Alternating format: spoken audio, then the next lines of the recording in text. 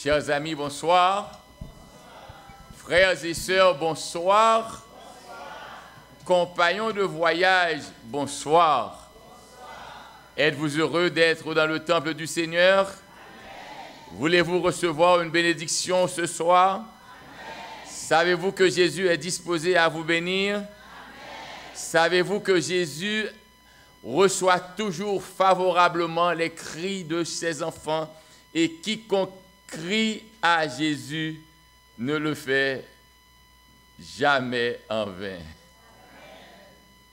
Béatrice, que fais-tu là?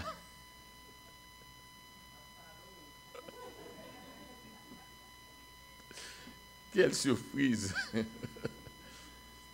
Quelle surprise! Bien-aimés frères et sœurs, le Seigneur nous fait grâce. Il nous permet d'être ensemble. Et je veux que vous réalisiez une chose. Nous sommes en la présence du Seigneur. Nous remercions tous nos frères et sœurs. Je ne veux plus vous appeler amis. Nous ne sommes pas amis. Nous sommes frères et sœurs.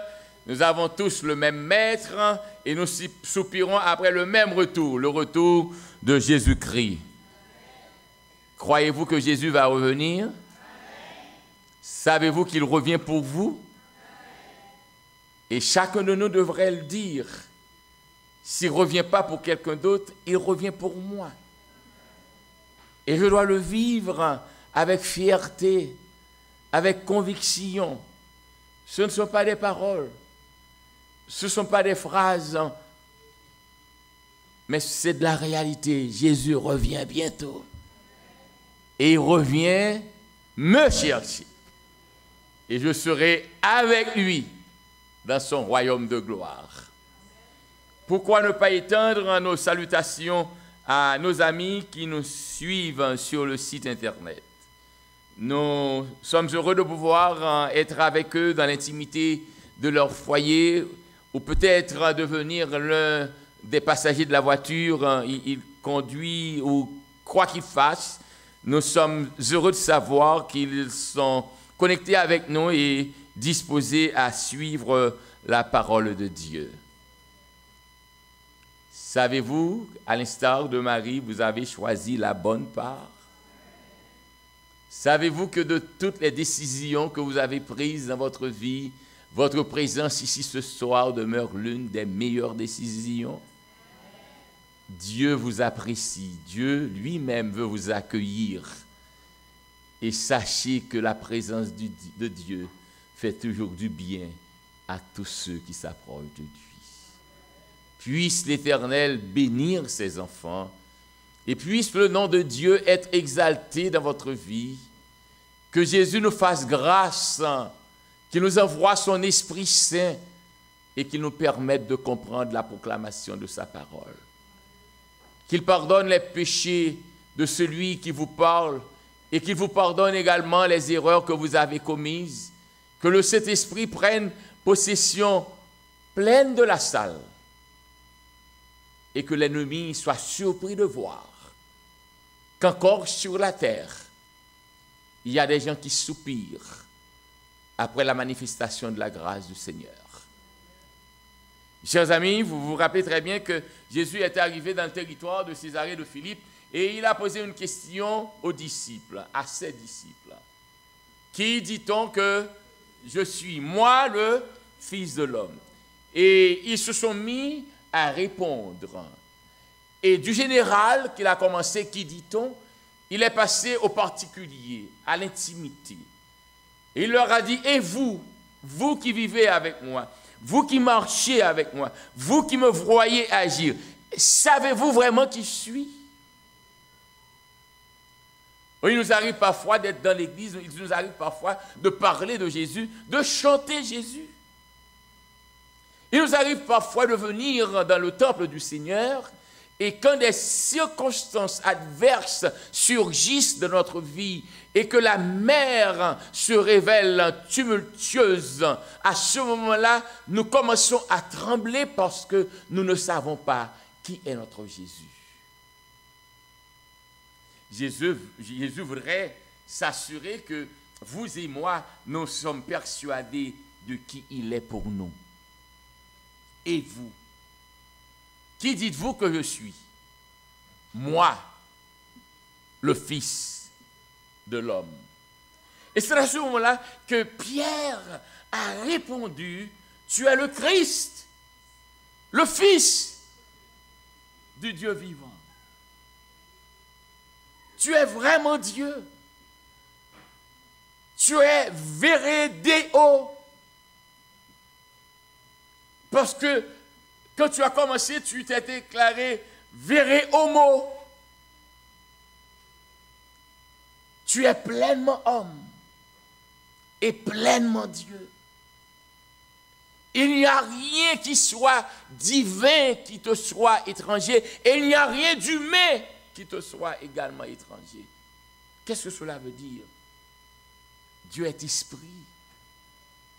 Même si tu es esprit, même si tu as un corps, mais tu es esprit. Savez-vous, l'une des manifestations de Jésus-Christ après sa résurrection qui m'a marqué le plus, Jésus, les disciples étaient dans une chambre.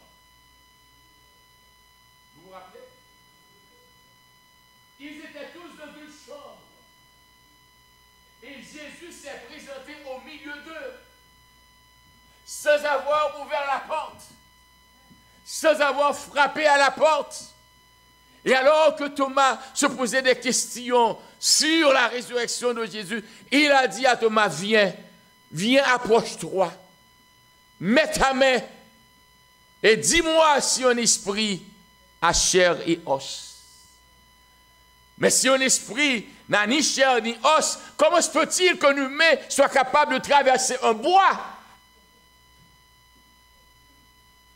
Mon frère, ma soeur, réjouissez-vous d'être frères et sœurs de Jésus, d'être disciples de Jésus, mais ne demandez pas à Jésus ce dont il est capable. Vous avez appris ce qu'il a fait, mais vous ne pouvez pas déterminer ce qu'il fera. Tout ce que vous pouvez faire, c'est de lui faire confiance. Celui qui marche avec Jésus n'a que se cramponner, j'ai bien dit, se cramponner aux promesses de Jésus, car il est capable d'accomplir tout ce qu'il a promis. Alors, quand Pierre a déclaré « Tu es le Christ, le Fils du Dieu vivant », quelle a été la réponse donnée par Jésus-Christ? Et moi, alors, laissez-moi commencer à partir du verset 17. Jésus, reprenant la parole, lui dit « Tu es heureux, Simon, fils de Jonas, car ce ne sont pas la chair et le sang qui t'ont révélé cela, mais c'est mon Père qui est dans les cieux. Et moi, je te dis que tu es Pierre, et que sur cette pierre, je bâtirai mon église, et que les portes du séjour des morts ne prévaudront point contre elle. Nous allons étudier ce soir Jésus et son Église.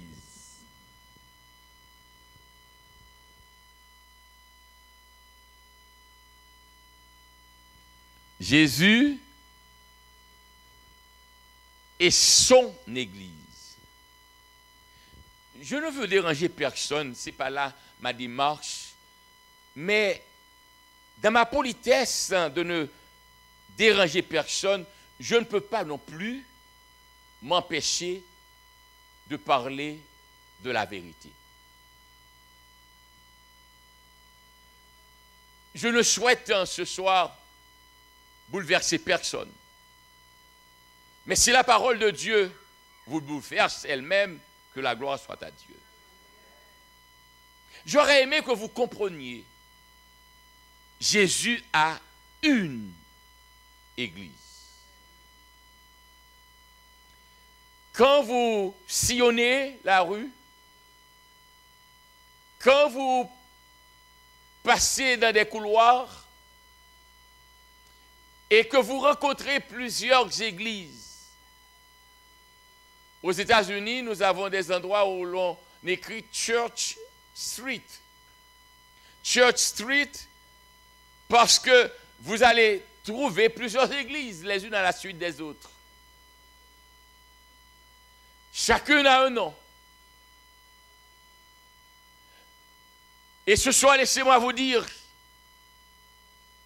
je ne suis pas en mesure de vous dire quelle est l'église qui est la meilleure. Mais je peux vous identifier la véritable église de Jésus. Et ce n'est pas moi qui vais le faire, c'est Jésus lui-même qui l'a déjà fait. Tout ce que je me propose de faire, c'est vous indiquer les déclarations qu'il a déjà faites en rapport avec son église. Et laissez-moi vous dire, si vraiment vous désirez voir Jésus, si vraiment Dieu vous a fait grâce d'être sous l'influence de l'Esprit Saint et que vous êtes disposé à être au ciel, vous devez être membre de l'église de Jésus-Christ. Et quand je dis l'église de Jésus-Christ, je ne parle pas d'un bâtiment qui aurait porté église de Jésus-Christ. Ce n'est pas ce dont je parle. Mais je parle de la véritable église de Jésus-Christ. Comment la reconnaître? Jésus et son église. Jésus a déclaré, Pierre, tu es Pierre, Pétros, et sur cette pierre, Pétra, je bâtirai mon église. Oh bien-aimés, laissez-moi vous dire, je suis heureux que dans l'église adventiste du 7e jour, aucun pasteur n'a d'église. Vous n'êtes pas venu à l'église de Jean Hercule.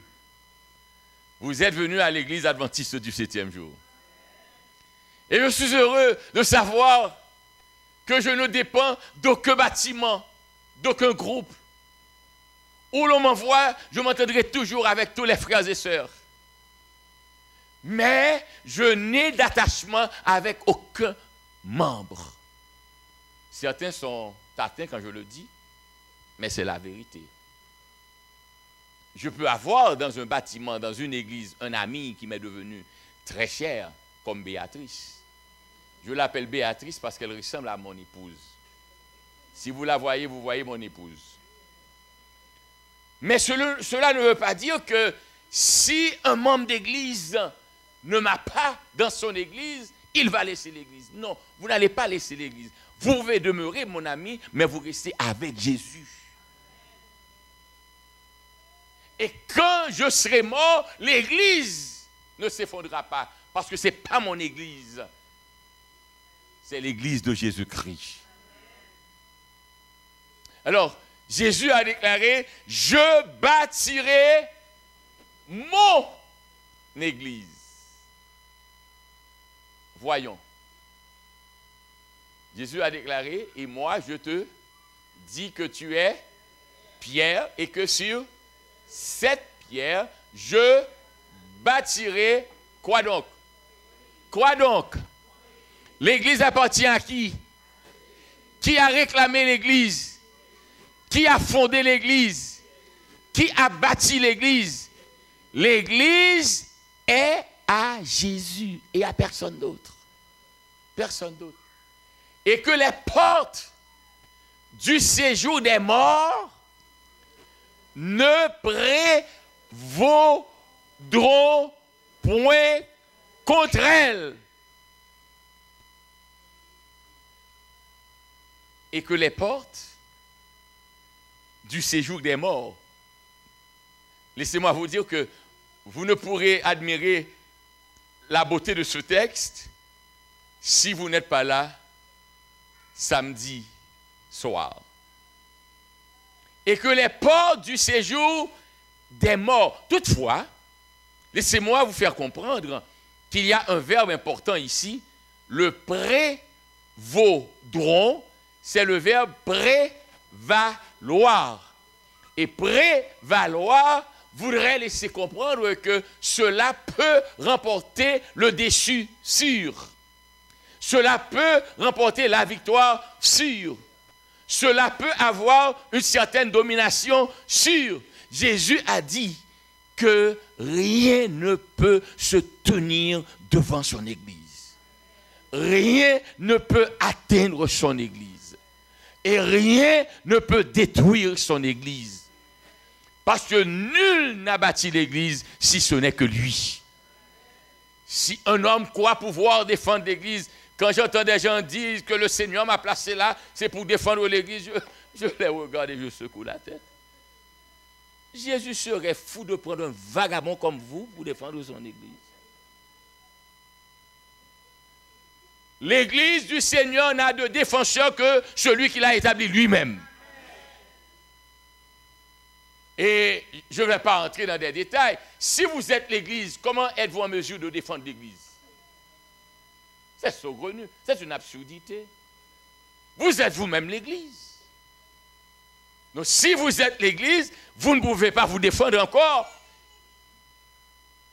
Et réjouissons-nous de savoir que celui qui nous a établis est le plus fort des forts. Il n'y a pas comme lui. Alors,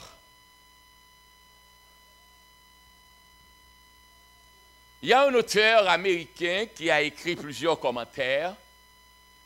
Et dans l'un de ses commentaires, le nom est John Phillips, Exploring the Gospel of Matthew. Dans l'un de ses commentaires, Matthew, voici ce qu'il a dit. Je sais que même si je suis au Québec, mais beaucoup d'entre vous parlent anglais, et j'ai voulu vous rapporter ce qu'il a dit sans traduction. Et nous le ferons directement. Qu'est-ce qui se dit ici? Quand Jésus a déclaré « Je bâtirai mon Église », le mot hébreu utilisé est « ecclesia ». Ecclesia, utilisé par Jésus, était connu et par les Juifs et par les Grecs. Les Juifs ou les Hébreux l'ont utilisé pour se décrire comme étant le peuple choisi, comme une théocratie, comme un peuple gouverné par Dieu plutôt que par la politique et les rois humains. Vous savez, ce que j'aime avec Dieu, tout ce qu'il a établi doit prévaloir.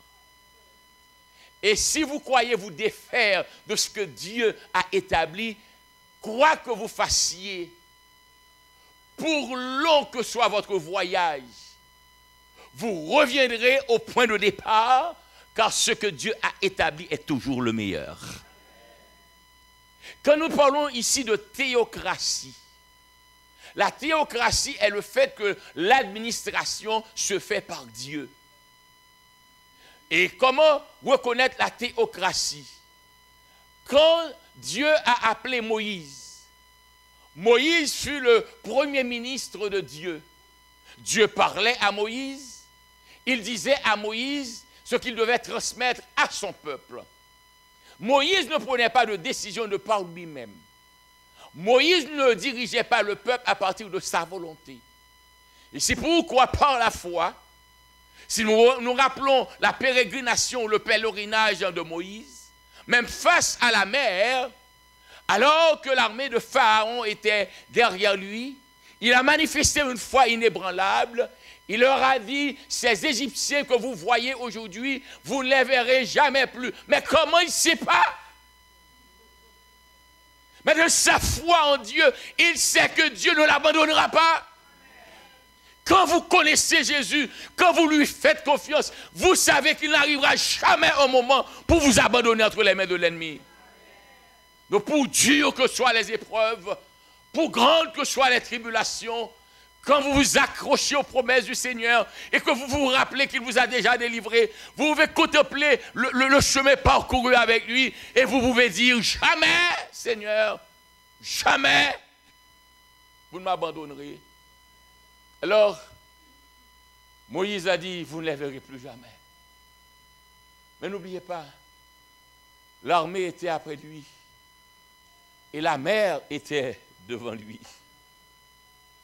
Oh mon ami, vous saurez que vous êtes chrétien, non pas quand tout va bien pour vous, mais vous saurez qui est Jésus pour vous. C'est quand les choses ne vont pas bien et que vous pouvez encore crier à lui. C'est quand les choses ne vont pas bien que vous pouvez parler de lui. C'est à ce moment-là que vous saurez qui vous êtes vraiment. Alors Dieu lui-même dirigeait le peuple, que ce fut avec Moïse, que ce fut avec Josué. On a eu la théocratie, c'est-à-dire l'administration se fait par Dieu lui-même. Et arrivé avec Saül, pardonnez-moi, avec Samuel, le peuple a dit qu'il est lassé. Il est lassé d'entendre qu'il y a un prophète qui parle de Dieu, qui déclare ce que Dieu a dit. Et le peuple de dire, donnez-nous un roi. Nous voulons être comme les autres. Oh, Église adventiste du 7e jour, si j'ai une douleur aujourd'hui dans cette Église, c'est parce que le monde convertit l'Église et l'Église n'est pas capable de convertir le monde. C'est parce que nous croyons que le monde offre mieux que nous. Et même dans nos interventions au sein des comités, nous nous référons aux concessionnaires, aux dealers, nous inspirons de la manière dont ils accueillent les gens pour vendre des voitures au lieu d'être nous-mêmes la référence. Et malheureusement, ce que vous ne savez pas, vous n'avez pas pris le temps de profiter de l'héritage que Dieu vous a donné. Ces gens qui excellent au dehors ne font que puiser dans les écrits d'Ellen White pour diriger leur administration.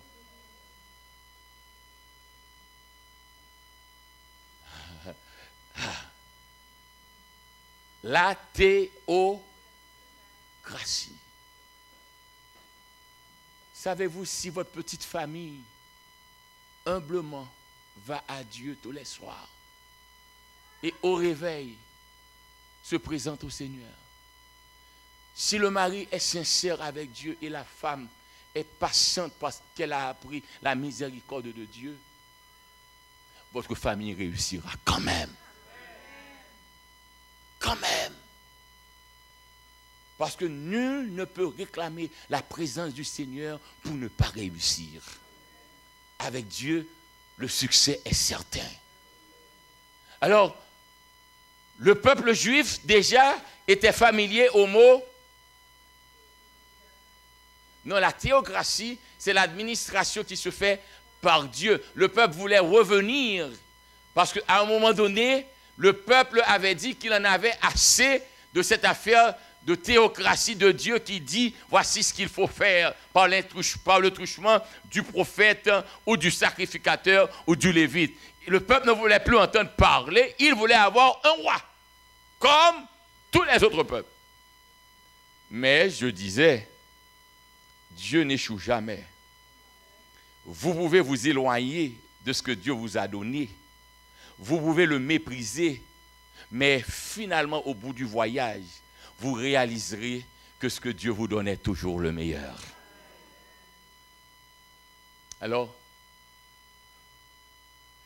le peuple hébreu, le peuple juif était familier au mot « église » parce qu'il l'utilisait pour réclamer l'administration qui se fait par Dieu au lieu des rois humains. Mais les Grecs également étaient familiers à ce mot.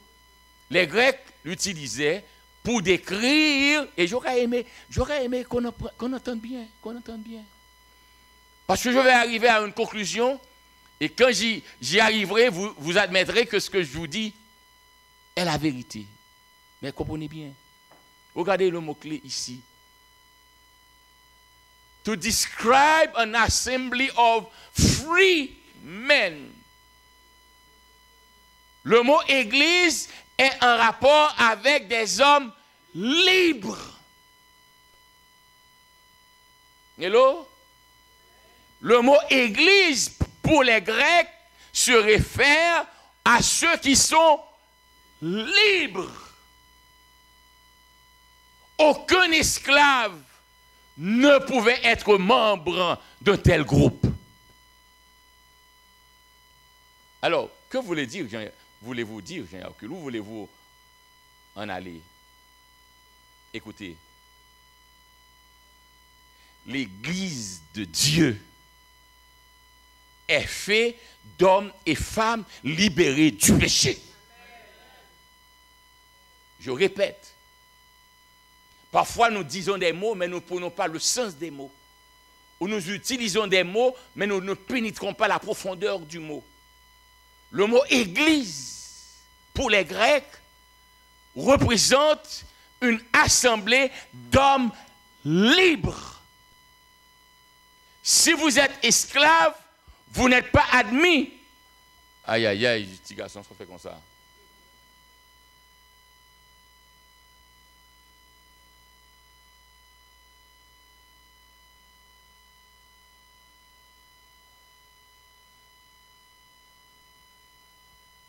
Technique.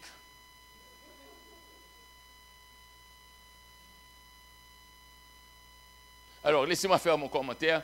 Après, on reviendra avec cela. Alors, nous disons que le mot Église ne conçoit pas pour les Grecs des gens qui sont esclaves. Et un esclave n'est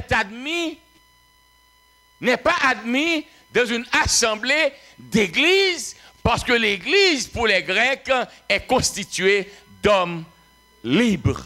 Donc, spirituellement, quand nous appliquons le mot église à nous, cela veut dire, et c'est vrai, parce que le ecclésia veut dire ek et kaléo.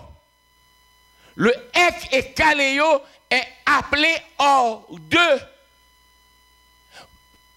Quand on vient avec le mot église, il faudrait comprendre qu'il y a un détachement pour un attachement. On se détache du péché pour s'attacher à la vérité. On se détache du mal pour s'attacher au bien. Et quand je m'attache à Jésus, qui est la source du bien, je ne peux pas être sous l'esclavage. Le péché n'a aucun pouvoir sur moi. Donc l'église de Dieu ne peut pas être un hôpital, croyant que tout le monde de cette église est malade, mais l'église de Dieu est faite d'hommes et de femmes libérés par la puissance du Saint-Esprit. Alors, quand vous êtes à l'église, et quand vous êtes l'église, comportez-vous comme une église. Ne vivez pas dans le désordre, et pour calmer votre conscience, vous déclarez, c'est comme un hôpital. Non, je suis contre tous ceux qui disent que l'église est un hôpital. L'église ne peut pas être un hôpital. L'église est la puissance créatrice de Jésus. C'est Jésus lui-même qui l'a établi avec sa force, avec son sang, avec son sacrifice. Alors, Jésus également a utilisé le mot église. Vous pouvez parler avec moi. Nous sommes en train d'étudier. Les Juifs ont utilisé église. Les Grecs ont utilisé. Et Jésus lui-même a utilisé. Donc ça veut dire que Christ a dit, je bâtirai mon église. Ce n'était pas un mot qui est venu de l'espace et qui soit inconnu des Grecs ou des Hébreux ou de son auditoire, mais il utilise, et c'est ce que j'aime avec Jésus, le type est Dieu, il sait tout, il peut tout faire, mais il est simple.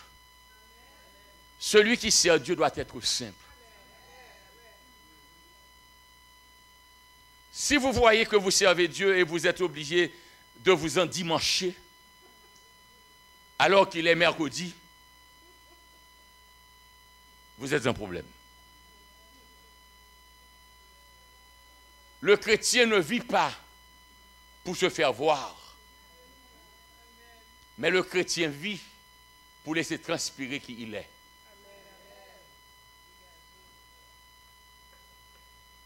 Le chrétien aime le naturel, le simple, parce que son maître est naturel.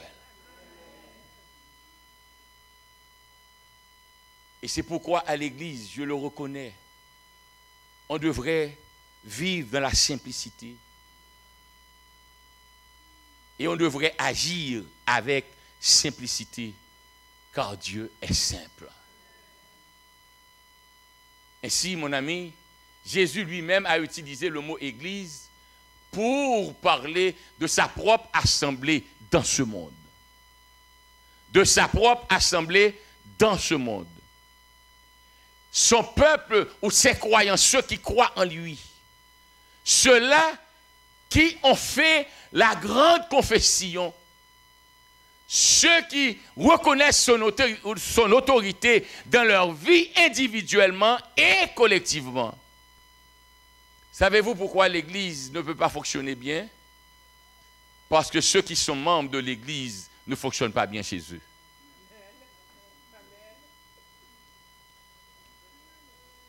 La réalité de l'Église peut vous révéler la réalité de chaque famille. Quand vous voyez que dans l'église, vous avez une femme qui ne respecte personne, sachez qu'à la maison, elle bat son mari. Quand vous voyez un enfant qui ne peut pas s'asseoir à l'église, sachez que dans sa maison, on n'a pas le culte de famille. Parce qu'il faut apprendre à l'enfant à s'asseoir au culte de famille, à la maison, pour qu'il apprenne à s'asseoir quand il arrive à l'église. Il faut apprendre au bébé à se mettre à genoux à la maison pour qu'il apprenne à se mettre à genoux quand il arrive à l'église. Et un jour, une mère a été vraiment scandalisée quand la mère a essayé de dire « Asseyez-vous, nous sommes à l'église. » Et l'enfant de Dieu, qu'est-ce qui vous prend? C'est maintenant que vous réalisez que vous êtes à l'église.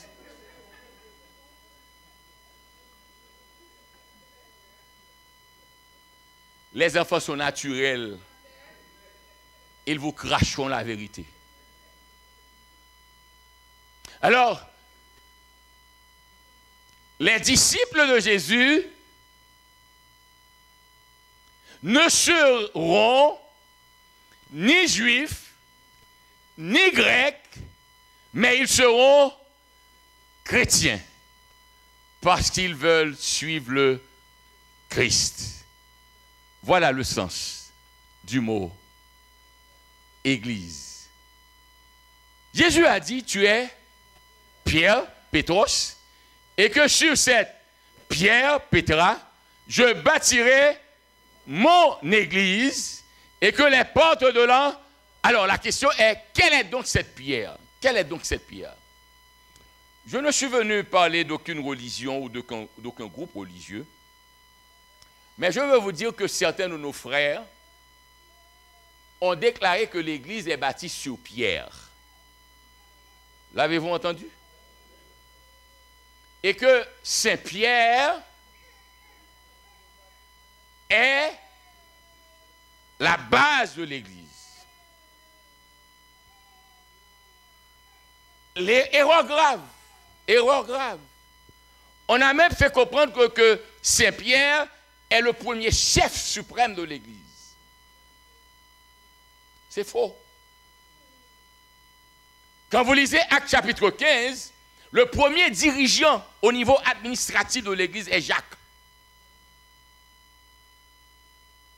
Et quand vous poursuivez la lecture, vous allez voir que Paul a déclaré que Pierre, avant l'arrivée des Juifs, mangeait avec les païens, et quand les Juifs sont arrivés, il s'en est éloigné et il n'a pas eu peur, bien qu'il soit venu après, de dire à Pierre que votre comportement n'est pas acceptable. Oh, je bénis le ciel. Dans l'Église de Dieu, il n'y a pas d'autorité suprême. Le seul chef suprême de l'Église est Jésus-Christ de Nazareth. Dans l'Église de Dieu, il y a une structure administrative, il y a une structure hiérarchique. Nous respectons nos frères par rapport à la position que Dieu leur donne. Mais nous savons que nous tous, nous sommes sur le même plan d'égalité, car au pied de la croix, nous sommes tous égaux. Et c'est seulement en Jésus que nous avons la vie éternelle. Alors, quelle est donc cette pierre? Ils furent placés au milieu d'eux Pierre et Jean, et leur demandèrent par quel pouvoir ou au nom de qui avez-vous fait cela? Alors Pierre, vous savez ce que j'aime avec la Bible? Vous n'avez pas à inventer, vous n'avez pas à philosopher, vous n'avez qu'à lire et à pratiquer. C'est simple. Dieu veut que vous soyez sauvés. Alors si vous ne pouvez pas philosopher, vous n'allez pas être sauvés. Nous tous, quelle que soit notre condition, Dieu veut de nous dans son royaume de gloire. Donc la parole de Dieu est simple, et quand vous ne pouvez pas la comprendre, réclamez la présence du Saint-Esprit, restez à genoux et Dieu viendra à votre secours. Et quand Dieu veut vous aider à comprendre, il se servira de qui il veut pour vous orienter dans l'étude de sa parole. Alors, Pierre, qui donc avons-nous lu? Qui donc? Pierre. Qui donc disons-nous? Pierre, rempli du, leur dit, chef du peuple et ancien d'Israël, puisque nous sommes interrogés aujourd'hui sur un bienfait accordé à un homme malade, afin que nous disions comment il a été guéri, sachez-le tous, et que tout le peuple d'Israël le sache. C'est par le nom de Jésus-Christ de Nazareth. Et qui est ce Jésus-Christ de Nazareth que vous avez crucifié et que Dieu a ressuscité des morts? C'est par lui que cet homme se présente en pleine santé devant vous. Jésus,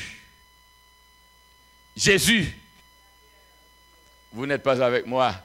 Jésus, rejeté par vous qui bâtissez et qui est devenu la principale de langue. Voilà, la principale de langue. Je remercie l'épouse du premier ancien. Elle a fait un beau travail. Voici, la principale de langue. Vous ne pouvez avoir d'église sans Jésus. Et l'église ne peut pas progresser en dehors de Jésus. Mais quand Jésus est à l'angle, comprenez-vous ce que cela veut dire? Être à l'angle. La pierre qui est à l'angle donne la ligne à toutes les autres pierres. Allô? Et quand une pierre n'est pas disposée à se mettre en ligne avec la pierre qui est à l'angle, elle doit être exclue des autres. Dans l'église, on ne vient pas faire ce qu'on veut. I like listening to my members saying, I don't feel good today. The church was boring. The church is boring because you are bored. Parce qu'on n'est pas venu à l'église pour chercher ou venu à l'église pour porter. Vous n'êtes pas venu chercher à l'église, mais vous êtes venu apporter ce que le Seigneur a accompli pour vous. Pendant 6 jours de la semaine, l'Éternel a veillé sur vous. Il a pourvu à vos besoins. Il vous a tout donné. Le 7e jour, c'est le moment de venir et de dire béni soit l'Éternel. Que le prédicateur soit excellent. Béni soit l'Éternel. Que le directeur de l'école du sabbat sache parler français. Béni soit l'Éternel. Que la prière soit édifiante. Béni soit l'Éternel. Parce que je ne dépends pas de quelqu'un pour trouver mon Dieu. Je suis venu avec mon Dieu en moi-même et je rentrerai à la maison avec mon Dieu. Il y a trop de fatras qui se disent à l'église. Et il n'y a pas assez d'hommes courageux pour se tenir debout et dire voici ce qu'est la vérité. L'église, on ne vient pas pour recevoir. On vient apporter ce qu'on a déjà reçu. Alors quand vous ne voulez pas vous mettre en ligne avec la pierre de l'angle, on ne va pas pouvoir vous garder. Parce qu'il faut rester en ligne. Donc, je bénis le ciel. Ce n'est pas un pasteur qui est langue angulaire de l'église. Je dis toujours à mes membres d'église, et le Seigneur sait que je suis sincère. Je suis au milieu de vous pour vous servir. Je suis au milieu de vous pour vous dire ce que Dieu a demandé. Mais ce qui est important, s'il m'arrive d'échouer, l'église ne va pas échouer parce que ce n'est pas moi le maître de l'église, c'est Jésus le maître de l'église. Et laissez-moi vous le dire, je ne sais, peut-être que ce peut être mon dernier message sur la terre. Écoutez-le bien. Ce n'est pas sans raison que Dieu m'ait envoyé ici. Écoutez-le bien. Les jours qui sont devant nous sont sombres. Nous avons des jours terribles qui nous attendent. Cessez de compter sur un homme. Un frère paraît bien à l'église, dites merci Jésus pour son comportement. Mais ne faites pas de ce frère votre chef de conscience ni votre leader. Celui qui ne faillit jamais et qui ne peut faillir en aucun cas. Son nom est Jésus. Savez-vous ce que j'aime? Si on a rejeté Jésus, qui donc ne vous rejettera? Hello? Parlez-moi. Si on a foulé aux pieds Jésus, Jésus, qui êtes-vous pour qu'on vous ne piétine pas? Mais écoutez, béni soit l'Éternel. Quand vous marchez avec Jésus, quand vous croyez en Jésus, quand vous dépendez de Jésus, celui qu'on a rejeté est devenu la principale de l'âme.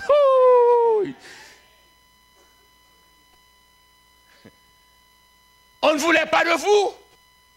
Le Seigneur va vous établir chef sur eux tous. Mais restez calme. Faites confiance à Dieu. Et laissez Dieu être Dieu dans votre vie. Donc Jésus est là. Est là. Quelle pierre?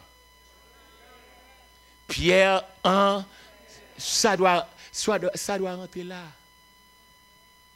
Jésus est la pierre angulaire. Ça veut dire qu'elle est la principale pierre. Ça veut dire qu'elle est la première pierre posée.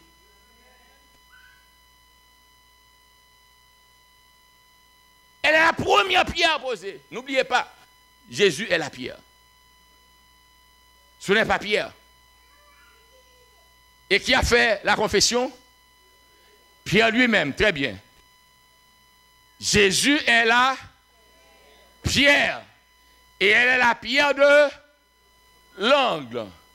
Il n'y a de salut en, car il n'y a sous le ciel aucun autre nom qui ait été donné parmi les hommes par lequel nous devions être sauvés.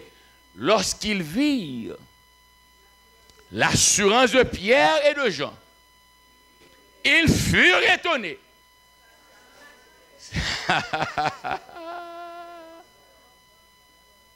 Sachant que c'étaient des hommes du peuple sans instruction. Et ils les reconnurent pour avoir été avec Jésus. Je peux ne pas avoir d'instruction.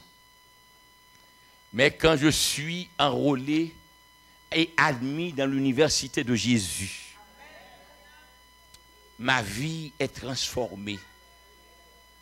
Mon style n'est plus le même. Je suis simple mais précieux. Je suis pauvre mais riche. Je suis ignorant mais convaincant. Parce que le Dieu en qui je crois m'a qualifié. Vous ne pouvez vivre avec Jésus pour que vous ne soyez pas reconnu. Où vous passez, on devra reconnaître qu'il y a quelque chose de spécial en vous. Quand moi, je sais qui je suis, et ce n'est que par la grâce de Jésus que je suis dans cette église. Et quand je vais quelque part, ça me rend toujours perplexe. Et qu'on me regarde. La dernière fois, récemment, c'était le 22 juillet. Le 27 est mon anniversaire. Et à chaque anniversaire, ma femme va avec moi pour me donner de nouveaux costumes. En effet, ce costume-là vient d'être acheté. Et ce jour-là, elle m'a acheté 3 costumes. Cette paire de chaussures vient d'être achetée. Et alors que j'essayais les chaussures, le type m'a regardé. Je n'étais pas costumé. J'étais en pantalon et chemise. Et il m'a regardé, il m'a dit, vous êtes pasteur. Il dit, vous n'avez pas besoin de lutter. Vous n'avez rien à cacher. Même si vous ne le dites pas, je suis convaincu de cela. Vous êtes pasteur. Et comment avez-vous fait pour le faire, pour le savoir? Mais votre profil, votre comportement me dit que vous êtes pasteur. Vous n'avez pas besoin d'avoir d'autres membres à vos côtés pour être chrétien. Avec ou sans les frères, vous êtes chrétien parce que vous n'êtes pas chrétien à cause des frères, vous êtes chrétien à cause de Jésus. Et Jésus doit être avec vous où vous passez. Où vous allez, il doit être là. La pierre vivante est Christ. Quand vous marchez avec Christ, votre patron peut contester votre foi, mais il devra admettre que vous êtes le meilleur employé qu'il a. Parce que ce que vous faites, vous ne le faites pas pour plaire au patron, vous le faites pour être agréable à Dieu.